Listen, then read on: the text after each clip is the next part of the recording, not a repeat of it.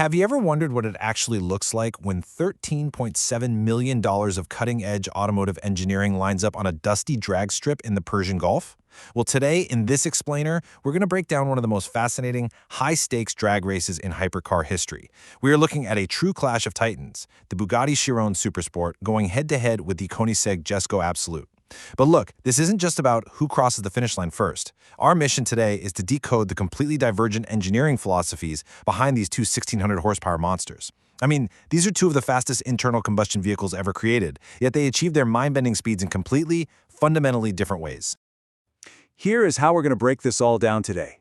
First, the $13 million showdown. Second, brute force versus precision. Third, engines, the W16 against the V8. Fourth, transmissions, DCT versus LST. Fifth, traction versus aero. And finally, number 6, the 300-plus mph verdict. All right, let's jump right into Section 1, the $13 million showdown. Literally, what happens when 13 million lines up on a drag strip? Okay, let's dive into this. Just picture an airstrip in Abu Dhabi. There's this fine desert dust coating the tarmac, basically acting like microscopic ball bearings. On one side, you've got the Bugatti Chiron Supersport, a car carrying the absolute legacy of breaking the 300-mile-per-hour barrier. And on the other, the Koenigsegg Jesko Absolute, the absolute fastest car the Swedish manufacturer has ever produced, built to smash that exact same barrier. It is a staggering gathering of wealth, for sure. But honestly, more importantly, it's a real-world physics paradox. Think about it. How do two cars with the exact same peak horsepower behave so differently the second that light turns green? Right off the line, we instantly see their fundamentally divergent engineering paths. The Bugatti is essentially a heavyweight boxer. It relies on a permanent all-wheel drive system, immense mass, and grand touring refinement to just lay down its power. The Koenigsegg? Total bantamweight. It uses a rear-wheel drive platform, an ultra-lightweight chassis, and an obsessive focus on pure track dynamics. One literally pushes against the earth with sheer gravity and force, while the other basically dances over it by shedding every possible ounce. Moving on to Section 2, brute force versus precision. Two totally different paths to peak speed.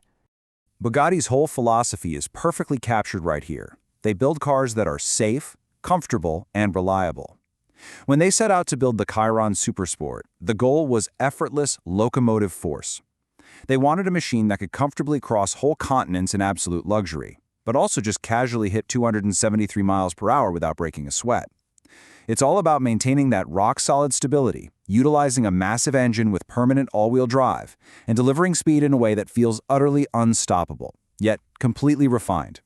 Koenigsegg, on the flip side, approaches this 300-mile-per-hour problem with a scalpel rather than a sledgehammer. Their vision for the Jesko Absolute is all about an obsessive, almost crazy focus on efficiency. They just stripped away weight, minimized mechanical losses, and reduced aerodynamic drag to the absolute minimum for pure precision. So where Bugatti adds heavy-duty components to manage all that immense stress, Koenigsegg goes and invents entirely new, featherweight technologies to avoid generating that stress in the first place. Which brings us to Section 3, engines. The massive W16 versus the compact V8, the beating heart of these hypercars. These engine specs brilliantly illustrate the sheer contrast in their engineering we've been talking about. Bugatti utilizes a massive quad-turbo 8.0-liter W16 engine. Honestly, it's a literal cathedral of horsepower, weighing in at a colossal 436 kilograms. It burns standard high-octane gasoline to reach its 1,600 horsepower. But then consider Koenigsegg.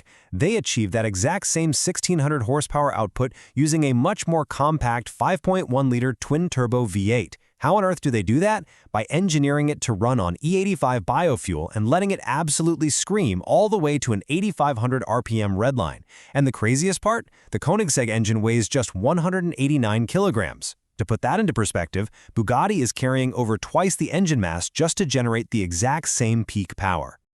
So you might be wondering, how does the Jesko's V8 rev so high and respond so incredibly quickly? Well, it all comes down to this number right here, 12.5 kilograms. That is the entire weight of the Jesko's billet steel flat plane crankshaft. It is literally the lightest V8 crankshaft in the world. Because it's so ridiculously light and has virtually no rotational inertia, it allows the Jesko's engine to be the quickest revving road-legal motor in existence. I mean, it builds power with just violent immediacy. All right, let's shift gears to Section 4, transmissions. DCT versus LST, the brains behind the brawn. So, the Bugatti Chiron utilizes a heavily reinforced 7-speed dual-clutch transmission, or DCT, built by Ricardo. Now, because of the staggering 1,180 pound-feet of torque that huge W16 produces, this transmission has to be incredibly heavy-duty, weighing in at 124 kilograms. And while it shifts in a blazing 120 milliseconds, it is fundamentally bound by sequential logic. Meaning, if you're cruising in 7th gear and suddenly need maximum acceleration in 4th gear, the Bugatti's transmission cannot just jump directly there. It physically has to cycle down step by step. 7th, then 6th, then 5th, then 4th. It's super fast, sure, but it still requires mechanical steps. Now, what's really interesting about this is how Koenigsegg completely threw the rulebook out the window to solve that exact problem. They invented a brand new technology called Ultimate Power on Demand, or UPOD. UPOD uses the vehicle's speed and engine RPM to determine the absolute perfect gear for maximum power at any given moment. So if you're in 7th gear and 4th is optimal, UPOD simply bypasses 6th and 5th entirely. It jumps directly from 7th to 4th in a fraction of a second. No stepping required. To actually make UPOD possible, Koenigsegg had to invent an entirely new gearbox from scratch, which they call the Light Speed Transmission, or LST. Just think about these specs: 9 forward gears and a staggering 7 wet multi-disc clutches. There are no traditional shift forks or synchronizers in here. Changing gears happens purely by opening and closing these clutches simultaneously. And on top of that, they completely eliminated the traditional engine flywheel. The transmission's clutches themselves actually act as the rotational mass. All of this allows the LST to shift gears in under 2 milliseconds, which is virtually zero time, while weighing a mere 90 kilograms.